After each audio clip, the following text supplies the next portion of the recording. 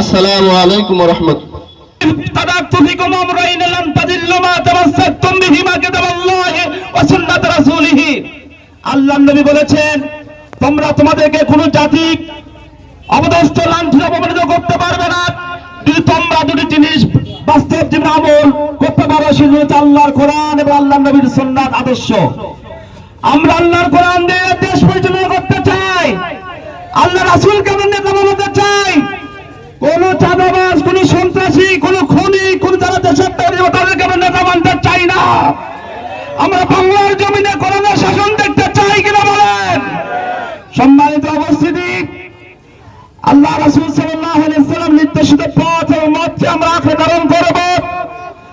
কোরআনকে দেশের সংবিধান বাস্তবায়ন করার জন্য আমরা জানমাল দিয়ে আমরা পরিশ্রম করবো ইনশাআল্লাহ।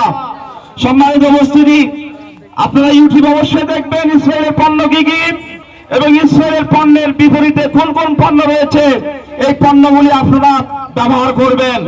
আল্লাহ তাআলা আমাদের সকলকে ইসলামের উপর ঈমান নিয়ে আমল নিয়ে টিকে থাকার তৌফিক দান করুন। সুবহানাল্লাহ আমিন। আখির দাওয়ানা আলহামদুলিল্লাহি রাব্বিল আলামিন।